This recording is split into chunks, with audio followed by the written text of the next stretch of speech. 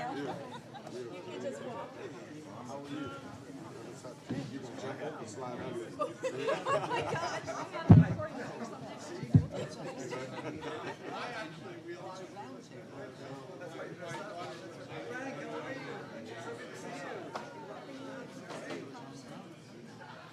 At least the congressman has a good sense to put on the school.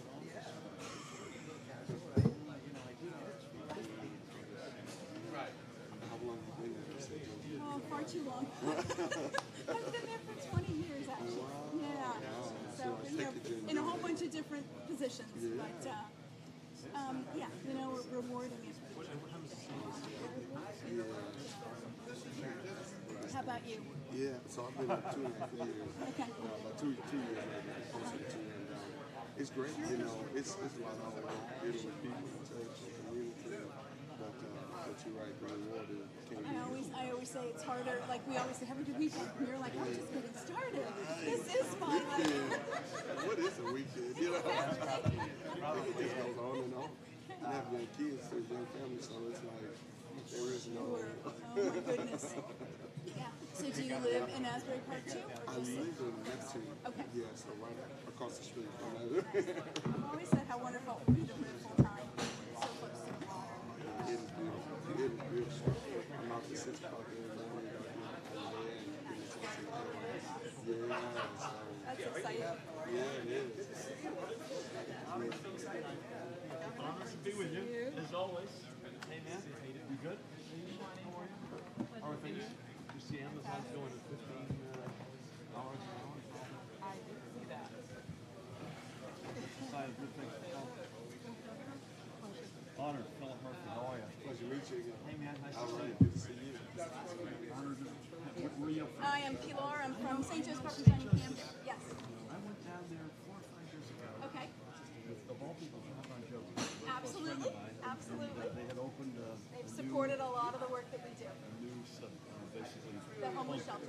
bunk beds. That's right. That's one of our endeavors. Yes. Pat Morrissey. Hey, Pat, how are you, sir? Pilar and I sit on the board of New Jersey Community Capital. It's a good place to sit. Yeah, that is.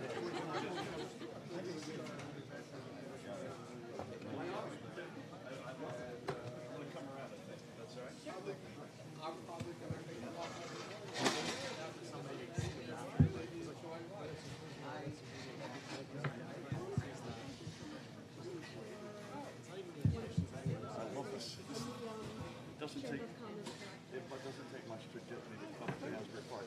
That's true. Have a seat, everybody.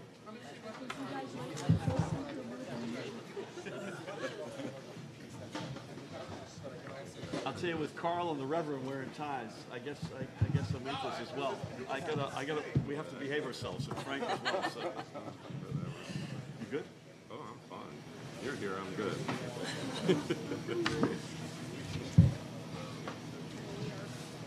Good morning, everybody. Good morning. Good morning. I wanted to say a couple of words. I know Congressman Pallone does too, but I want to thank CoWorks, Second Life Bikes, High Voltage Cafe for hosting us. Love the name, as I mentioned to you earlier. And so thank you for hosting us so graciously in what is, without question, one of the rockettest, coolest on-the-move communities in the state. Still with challenges, clearly, but a community that is clearly on the move. Is it okay with you if we ask everybody to go around and just say who they are? I think we know them all, but just for the purposes of each other, my guess is you may be meeting some people today for the first time yourselves. Carl, do you mind? Yeah, no, great. Thank you, Governor, for hosting this. I'm Carl Goldberg, and I'm the founder and managing partner of Newbrook Development, but in some ways, more importantly, I'm the chair of the Center for Real Estate Studies at Rutgers University. Amen. Great to have you, Carl. And Do you mind sharing that, Gary? I'm Gary Mazzola, and co-founder of Brand New J, an organization we established a year and a half ago to help improve the brand of New Jersey, and also to have Mass Marquette. We have projects nationally, but we are developing the waterfront in Asbury. Harvard College, class of 7. Yes, class of 69. 69, excuse me. 10 years ahead of you. I apologize. Good morning, Barbara George Johnson. I'm the Executive Director of the John S. Watson Institute for Public Policy, let me say that slowly, Thomas Edison State University. But we also manage New Jersey Urban Mayors Association, which is 32 urban rural municipalities across the state of New Jersey. Great to have you, Barbara. Thank you. Omid, do you mind? Sure. I'm Omid Sateh. I run Prudential's Impact Investing Program. It's about $1 billion nationally, but over 350 of that's right here in New Jersey. So we're pretty committed to the state. Yep. Thanks for being here, Omid. Good morning, everyone, and thank you, Governor, for inviting me to participate. Aisha Glover, I'm the President and CEO at the Newark Community Economic Development Corporation, pretty much working hand in glove with Mayor Baraka and his administration to advance economic development in the city. Great to have you, Aisha. Good morning. Good morning. Good morning. Thank you, Governor, Congressman, for holding this event in our wonderful little city by the sea, and for my 30-second commute here. I'm the Executive Director for the Asbury Park Chamber of Commerce. Great to have you, Sylvia. Thanks for having us. Good morning. Thanks for hosting and allowing me to be here at the table. Samaj Van Zant. I am the pastor of Second Baptist Church, Asbury Park, right down the street, and also program manager for a soil program with Interfaith Neighbors. Fantastic. Great to have you, Reverend. Thanks.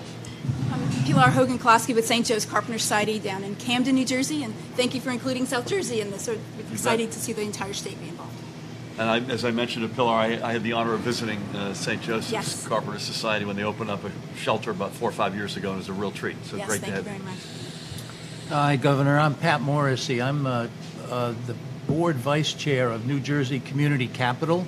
We're New Jersey's largest nonprofit bank. We're a lender, and we have $500 million of assets under management. I cut my economic development and urban revitalization teeth in Orange, New Jersey, with a group called HANDS. Great. Great to have you, Pat. Good morning, all, and welcome to Asbury Park. I'm Paul McEvely. I'm the Executive Director of Interfaith Neighbors. We're a community benefit, not-for-profit, operating here in Asbury Park. Our service territory is actually all of Monmouth County, but we're focused particularly on neighborhood revitalization work on the west side of Asbury Park. So welcome all. Great to be here, Paul. I just want to say a couple quick words of introduction, maybe ask Frank to add a couple. Can you hear me? Okay, thank you. Hi, Janice. So thrilled to be in Asbury Park. We're both Monmouth County guys, so it doesn't take much to say, listen, you should show up in Asbury Park. And I appreciate some of you traveled a great distance to be here today. So whether it's Camden, Newark, elsewhere, thank you, Trenton, for being here. We unveiled a sort of an economic master plan yesterday.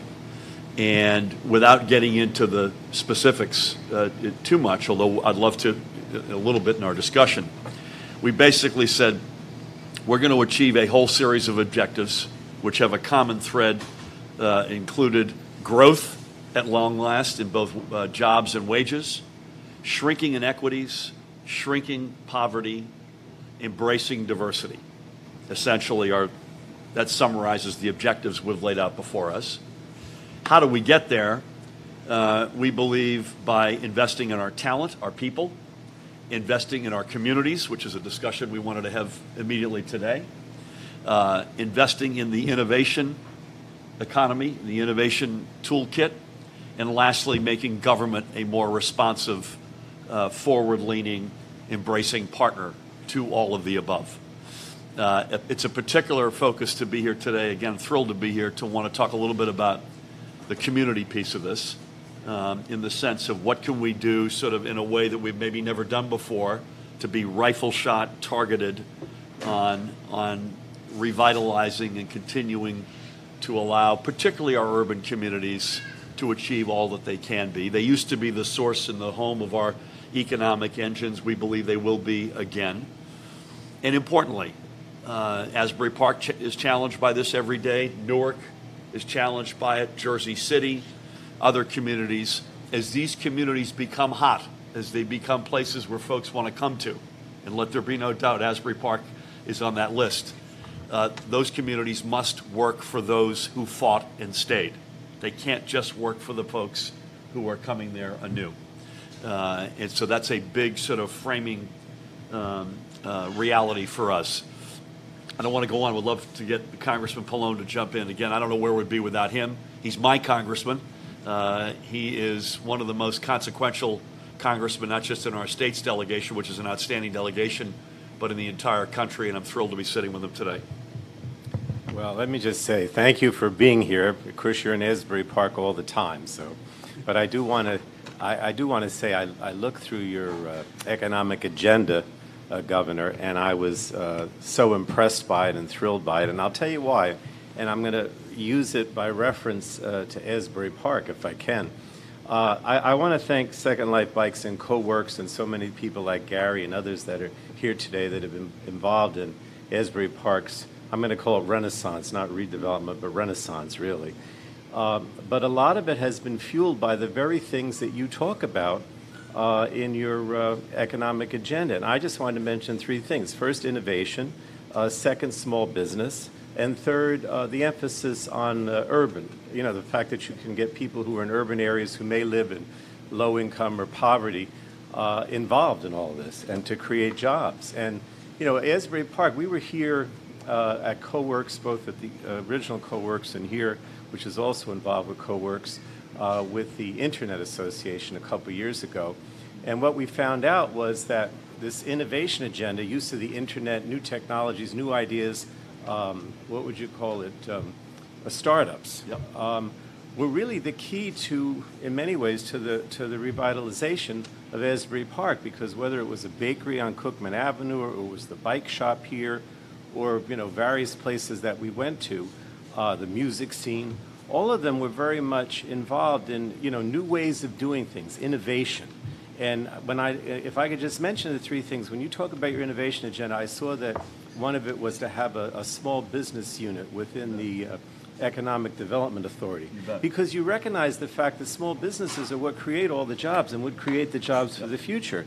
And those that involve the Internet and innovation, those are the ones. But the last thing really is this whole idea of getting people who are in the inner cities educated and involved, right? Because if all we do is you know, create new jobs, but we don't have the people that have been here, you know, some mentioned the West Side, you know, getting the skills and getting educated so that they can take these jobs in this new innovation economy, then we won't have accomplished much. But your agenda does that. And, you know, just a couple things that, you know, you've been involved with that I've seen in the last few weeks. You know, preschool. Remember we were in Carteret, and you're trying to achieve universal preschool. Community colleges, free community colleges, that you've already made a major step. And also making sure people have good health care benefits, contrary to what's happening at the federal level. You're doing things at the state level with the legislature that so people will have good benefits and good wages. So I'll talk forever, but I'm going to stop here. Appreciate that. I'm so thrilled. If you keep on that line of reasoning, you're welcome to talk forever. Two quick things. One is you mentioned small businesses. I want to underscore that. So we're coming out of a period where we were hog wild for tax incentives, blunt instrument, big companies only, very little care and feeding for either small businesses like these, where we are, or startups, as you mentioned. And what did that get us? It got us, I forget which number goes with which data point, but none of them are pretty. 42nd, 47th, and 49th in poverty, change in poverty, in growth in number of jobs, and in growth in wages. And that's out of 50. So it's not a pretty result, and I believe a big part of that is because we ignored communities, and we ignored in particular small businesses in those communities. Secondly, CoWorks, another shout out. This is my second time to CoWorks, and it was made obvious to me that this is your second location because I missed a meeting, and I'm still thinking about the other location up on the second floor. So I'm thrilled to be back. Would love to throw it open. Would love to ask maybe Aisha to just give us a second. And Omid, because you're living and working in Newark.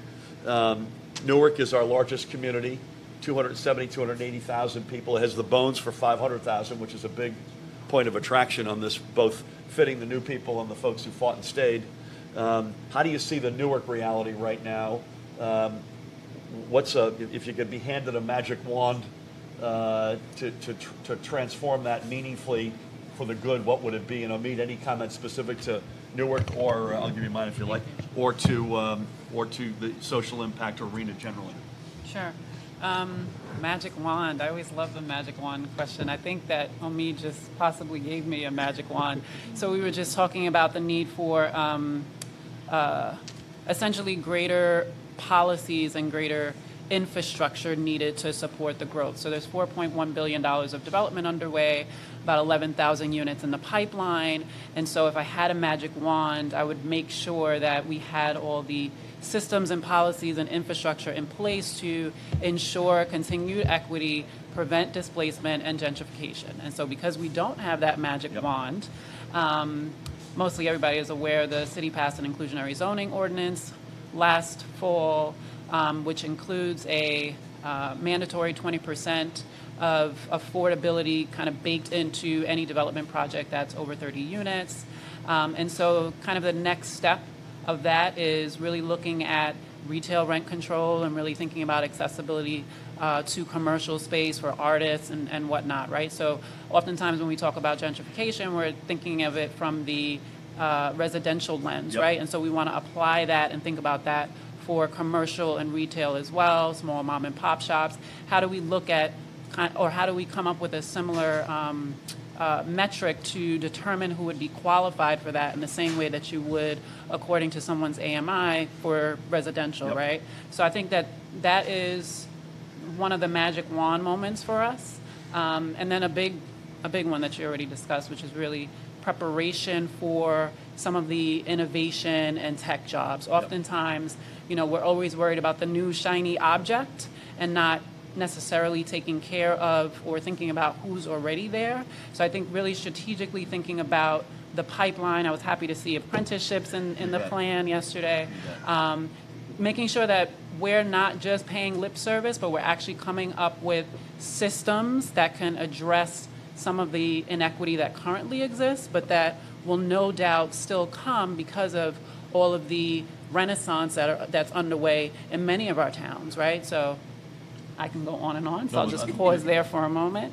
Can I jump in on that? Before you jump in on me, so a couple of things. One is we have a big workforce development education component to the economic master plan. As you mentioned, Aisha mentioned apprenticeship programs. We're going to unveil computer science for all, I think, later this week for high school kids. I look at Nan Tech World in Newark. I'm going to be with Reverend Bartley and Reverend Sharpton later this week talking about their aspirations. So all of the above. It's not just the right incentives. It's what do we do either with the current workforce or the prospective one to come. Are they going to be properly trained? And there's a big category that people sort of loosely call middle skills, where any expert who looks at our projected arc in our economy will say we're going to be short there. And so what you've just said is going to be incredibly important. The other point, just on regentrification, you said it really well.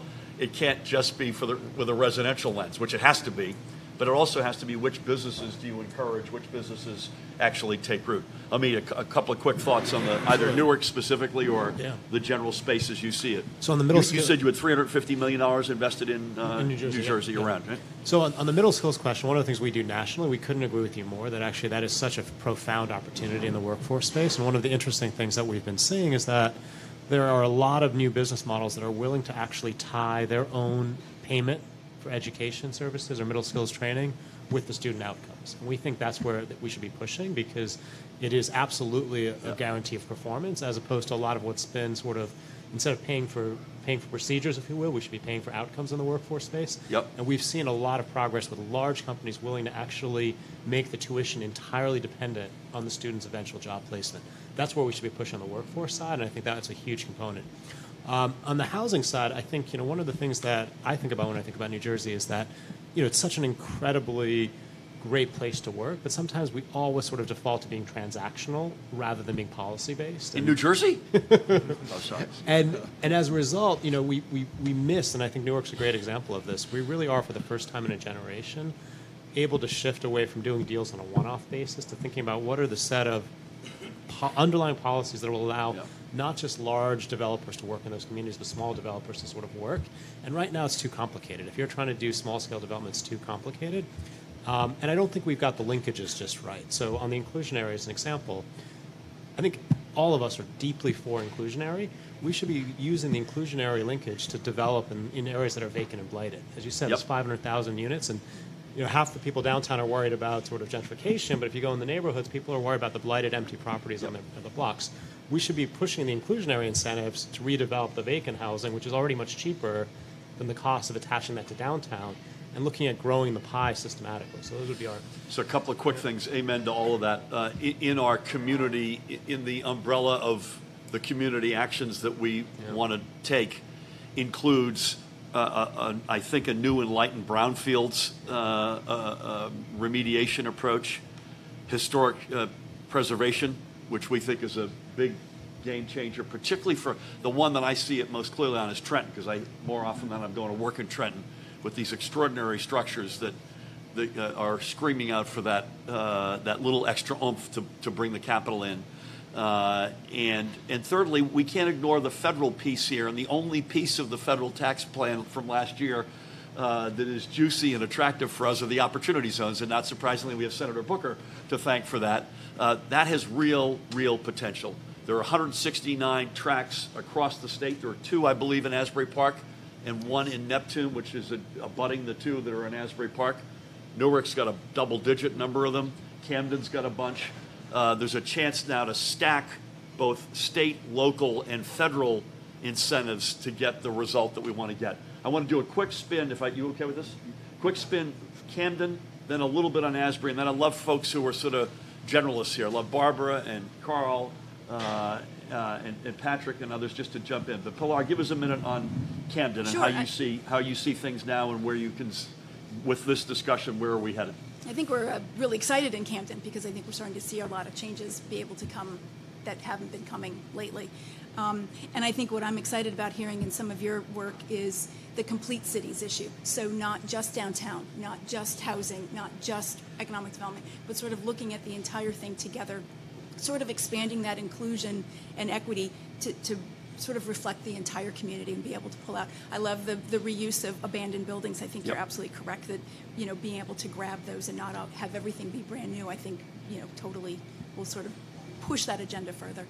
Yeah. You have a major brownfields. I saw that in your economic agenda, you have a major expansion of brownfields too, which has been very helpful in a lot of these urban areas. No question about it. And I assume you agree with me that the federal piece can sort of accelerate some of this, right? That's right. How about a quick sense of the landscape here in the community, which is so graciously hosting us this morning? Sylvia, Reverend, Paul, Gary, any thoughts and words of wisdom on this extraordinary transformation in Asbury Park, but also about the challenges that still remain before us? Sylvia, do you want to do a quick spin, and then we'll just spin around? Is that okay with everybody? And I'll try to be brief, which I'm not known for. We're gonna enforce that. First, thank you for asking. It's refreshing to be asked. And when you speak of a magic wand, I believe in magic. Magic here was hard work and risk, and I need equity and equality among all the areas in Asbury Park. What you're seeing now, the development on the west side, which is where the Chamber of Commerce office is and will always be, is to show our commitment to the next stage of renaissance in Asbury Park. But the programs need to be able to reflect the community.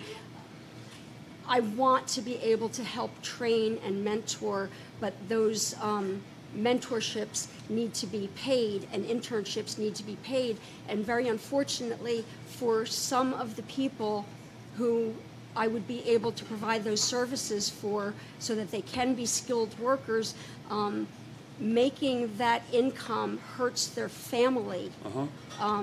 And that's something that needs to be solved by greater minds than mine, like yours, and that's what I'm hoping for. Careful. I can't speak for Frank, but don't overestimate this one. Thank you for that. Reverend. Yeah, so one of the things as a pastor, you hear oftentimes, or as we have the youth come up in the church, they're graduating from high school and they're going away to college, and they just know, and you can see the heartbreak in the family's eyes, that they won't be able to come back to New Jersey to make, or even in this area, to make a decent living because of the inequalities that exist, be it by gender, by race. Yep. And so, I really appreciate in your plan how you are being intentional about addressing that. And I really think that that's going to make a significant improvement in strengthening the families that will strengthen our communities and eventually strengthen our state. And so I really appreciate that. And as we work towards that, I think people are beginning to see, and I think people sense that there is a hope for a better community, and that they'll be able to return to New Jersey, be able to make a living, raise a family, and be financially stable throughout that process. And so, and then, I'll leave it there. No, but I just want to say that means a lot that you would say that, because if we just grow the pie and we don't make sure everybody gets their rightful slice of the pie, we will not have succeeded. That's right. And I mentioned 42nd, 47th, 49th. Those were one of those numbers was associated with poverty, so that gets at some of the inequalities. The other two were gross, is the pie growing. We're 50th in terms of inequities along, I think, both wage growth and job growth across racial lines in particular. And if we don't solve that, we will not have succeeded. So, period, full stop. And I appreciate what you're saying. That's a central embedded element to these objectives. Paul, a minute on your perspective here. We say to the people, particularly on the West Side, to see reality for what it is and look for the opportunity in the reality. Because the reality is change is coming and change is here in Asbury Park. This building's a perfect example, long vacant warehouse space. We have a business development center on the West Side. We worked with Carrie at Second Life Bikes and Brett and Danny at CoWorks to turn this into and find the synergies between those two small businesses and place them in a long abandoned building here. So the reality is change is coming, but in the change, we've got to recognize and celebrate the cultural diversity that's in the community, and then look for the opportunity to have them participate in the recovery of this town in particular. So one of the things we'd like to see in the opportunity zone is on the west side of town. We'd like to establish a cultural and economic opportunity center so that the people from the west side, long established people on the west side, we can celebrate their culture, we can celebrate their history on the west side, but we can also provide them with opportunity as the city itself and as the broader region recovers and revitalizes. Love that. By the way, Long Branch, you and I were together a couple of Sundays ago. It's got the similar east side, west side reality, right? Downtown, uptown. Yeah. Sure. I mean, if you're near the water, if you're near the ocean, things are probably doing pretty well, right? And as you come in on the west side of Long Branch and Asbury Park. Gary, a couple of comments, and then we'll go a couple of general comments about New Jersey. Following up a little bit on what Paul just said. I think one of the You may want to get that a little bit closer there. Yeah, is this? Yep. You're good. So just following up on what Paul said, I think one of the things that has helped Asbury Park tremendously, and you can't underestimate this for the rest of the state, is music and art and culture. Economic incentives are critical, but if people don't have a place where they enjoy living and where they feel engaged, they won't come. Yep. And what's happened here is the community, West Side and East Side, has gotten together and created an incredible artistic and cultural destination. One of our councilwomen, Yvonne Clayton, is forming something called the Asbury Park African American Music Project, which is specifically designed to preserve the music on the West Side, and that's being married with all of the arts and entertainment on the East Side. And we haven't obviously gone far enough, but we need to go much further in that direction. But I do think that one of the foundations of the success of Asbury Park is not just the beach and not just the history, but the fact that so many people came in, Carrie and Brett and others, and brought so much music and so much art and so much entertainment that it's become an incredibly exciting and engaging place to live on both the West Side and the East Side.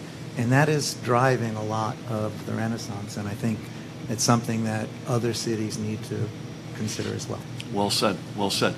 Some general comments. Carl Goldberg, an enlightened developer. I'd love to hear from Barbara and her perspective, and Pat and yours. But Frank Pallone has a comment. Can I just ask you too, when you speak here, Paul mentioned it about renovating space, right? And I know that in the governor's proposal, it has this thing that says we'll launch a program partnering with suburban communities to plan for repositioning of so-called stranded assets, office parks, and retail assets. I think one of the things that You I've know our seen. plan better than we do. Well, I'm just saying, I looked at it a lot. Yes, that's true. Not better, but I looked at it. One of the things that they've been very successful in Asbury is utilizing the existing space, and this is a good example of it. You know, renovating the space, using it in ways that are successful for innovation. And we've seen that at Bellworks as an example, right, which is incredible. Fort Monmouth, right, where we've got something similar to CoWorks. Can you talk about that as part of what you're going to? Absolutely. Thank you. Well I agree with what the Congressman just alluded to, and especially what Paul said. There's nothing more important than repurposing and reimagining the underutilized stranded assets that populate our state, and to do so in a way that creates live, work, play environments that attract new millennials to stay in the city that they grew up in, to be a part of their family and the lifeblood of the community, as the pastor suggested. And I think I would be remiss if I didn't highlight the importance of the environmental and the historic tax credit portion of the proposal that you outlined yesterday, because it's almost impossible to imagine the ability to repurpose these assets, especially in our urban core, if you don't recognize that a lot of them are environmentally tainted, and we have to overcome the cost of that remediation. And I think for you to provide that financial incentive to the private sector in the form of environmental credits for brownfields remediation and historic preservation is extraordinarily important, because it allows us as private sector to create the diversity of product and the diversity of price point, because it's not as important as affordable housing is.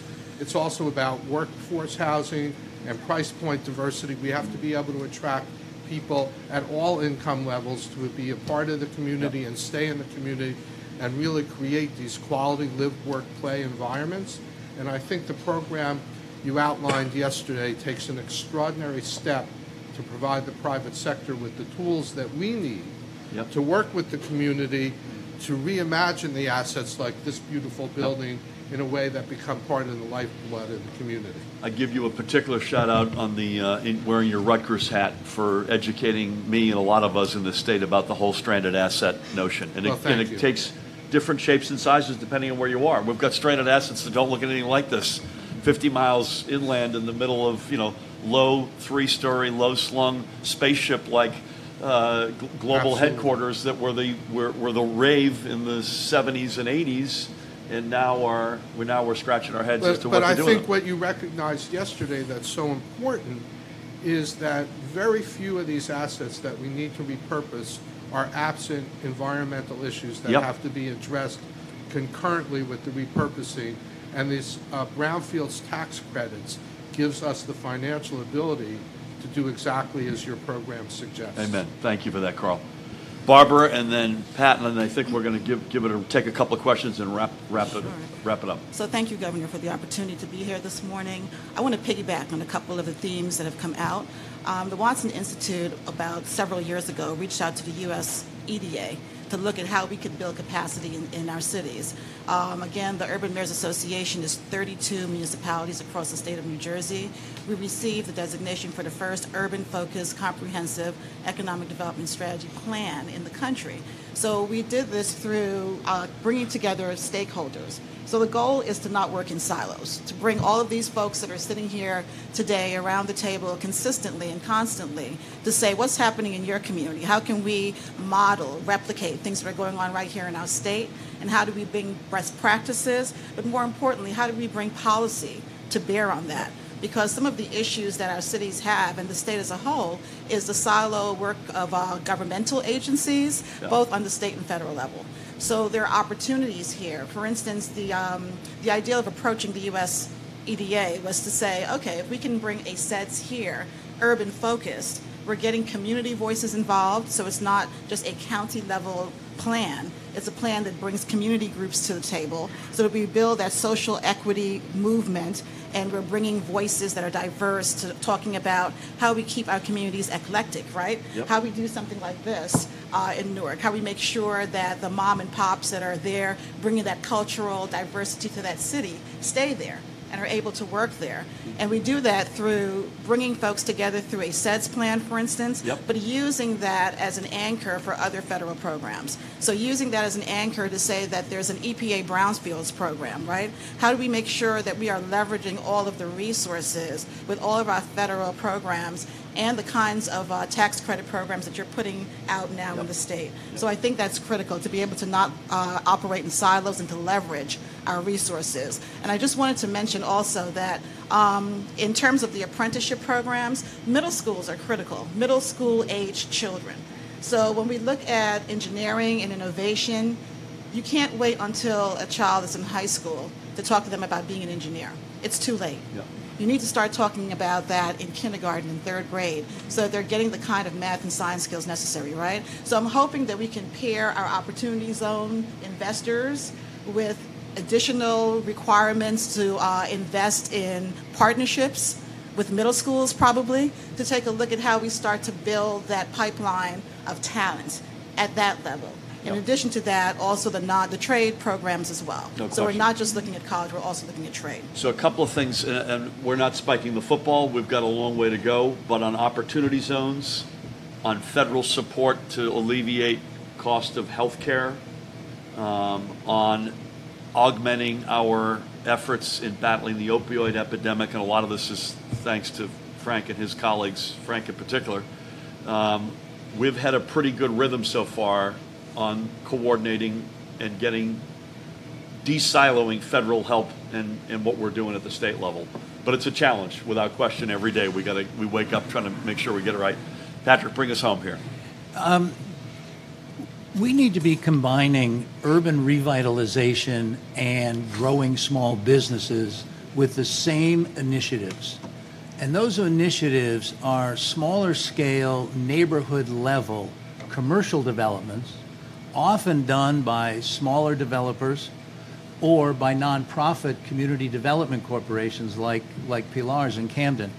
And those places, often underused or vacant now, perhaps abandoned, they need to house the entrepreneurs, the innovators, as Aisha said, the mom and pop shops that bring vitality to those neighborhoods, but jobs, services, real economic development. But we don't have financing mechanisms that really feed capital to those smaller scale developers. As you said, Governor, you know, we do the really big deals. But our sector, the urban revitalization, grow small business sector, which is a combined initiative, I think, is starved for capital. So I hope you will see a different impulse out of the Economic Development Authority, because this is something, I think we see this in exactly similar light, and now we have to execute. I view yesterday, by the way, as a really good throwing out the first pitch to the baseball season. We now have to play the season, and we have to execute on all the things that we laid out there. And I'm confident we can, and in many respects it's working with our legislative partners. But small business focus, laser focus, is at the top of our list. We didn't even speak about the public bank yesterday. That's something we have not given up on by any means. That's got another big small business wrinkle to that as well. I really appreciate everybody coming out. We're very patient members of the Fourth Estate over behind Paul here. Anything on your minds for a couple of quick questions before we break? David? Governor, what's your sense? You talked about working with your legislative partners. Yesterday, everybody that we talked to was more or less appreciative of the effort and said it was a good idea. But questioned how are you going to fund it, etc. So we've had good, this is early stage, and I was really happy. I had a good exchange with the Senate President yesterday morning. He couldn't make it. Speaker Coughlin was there. Both budget chairs were there. A lot of members of the legislative bodies were there, which is, I think, a good, you're known by the company you keep. That's a good sign. We had previewed this with both of the legislative leadership teams. The EDA credits are coming up they're expiring next June 30th. And so we're putting them out to the tune of about $1 billion a year to getting back 42nd, 47th, and 49th. So I'm highly confident that and we're working with our legislative partners, and we're not going to wait till June 30th. We're on this right now. I think we're going to be able to come up, working with them, a very much cutting edge, much more focused, much more consistent with where we want to take this economy than we've had in the past. So I'm optimistic. We need to work together. Very good early exchanges on that.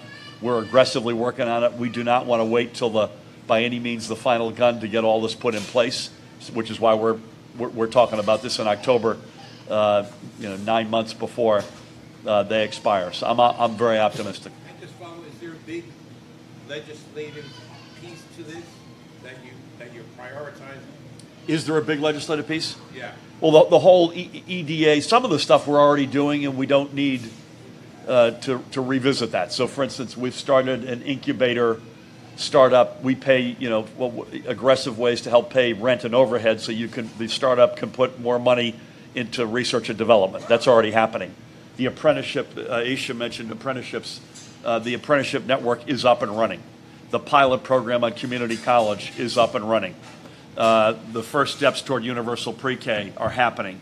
NJ Transit will be fixed, not by tomorrow, but it will be fixed. The leadership, the investment, a lot of the seeds, but in specific, the new generation to get NJ Aspire, which is sort of think of it as the new ERG. NJ Forward, which is the new so-called GROW. We need to work with legislature on that, and we're happy to do that. We want to do that together. Anybody else over here? Matt. Yeah, Governor, when you hired Marcellus Jackson, your administration said there was a legal review to make sure that was proper. Your own Attorney General said it wasn't. Who conducted the legal review? How did they miss state law that said he couldn't be hired? And what was the reasoning of this legal review your administration did that came to the conclusion that he couldn't be? So I'm not sure who did it, Matt, but we did it in a normal course of business and hiring somebody. And I want to talk about Marcellus in a second. But we were not presented with the information that I give credit to the Attorney General who uncovered information that was not part of the review that we had initially. So it's quite clear that when that information came to light, Marcellus did what he had to do, which is to submit his resignation. Two other comments. And by the way, we do reviews like this for anybody who's going to be in government, and so these get done all the time. First comment about Marcellus personally. He's a friend. I've known him mostly, firstly, I should say, through his spiritual capacity as a deacon in a church in Bergen County to Reverend Dr. Calvin McKinney. He worked on our campaign. He made a mistake. He paid a price. He repented. He did what he needed to do, and he raised his hand and he asked for a second chance. It turns out, again, thanks to the Attorney General, it's not going to work as we now understand the facts as we know them, which are not the facts that we originally understood. It turns out that second chance won't be in state government, sadly. The second comment is my breath is somewhat taken away by the reaction to this. People make a mistake. They admit they made a mistake. They repent. They pay a price. They deserve a second chance, period. And so my jaw was on the floor when I saw so many folks, including some very good friends of mine, condemning this guy and saying, no, it was just because it was public corruption. You know what? With all due respect, I think that's a slippery slope. We all could envision, I don't want my son, daughter, husband, wife to work alongside somebody because they were convicted of some drug crime or some other type of felony. We have to get to a different place in this state, a different mindset. People who pay their price deserve a second chance. Now, we want to play by the law and the rules, and clearly this was not going to happen here. And so I accept the reality, sadly, but I accept it. But folks have to understand we are a state that needs to give folks a second chance. And if we don't, it'll continue to be a drag on the individuals, and it will continue to be a drag on our entire society and economy. So I would say to friend and foe alike, we have to get to a different place. And let me just say one last thing, not to go off too much on this. It is invariably because of the gap of white, non-white persons incarcerated in our state, which is the widest in the United States of America, it is invariably a person of color we're talking about. This is New Jersey. It's 2018. We have to get over ourselves. We have to get to a better place and give folks, Marcellus and generations to come, a second chance. With that, let's call it a wrap. Thank you all.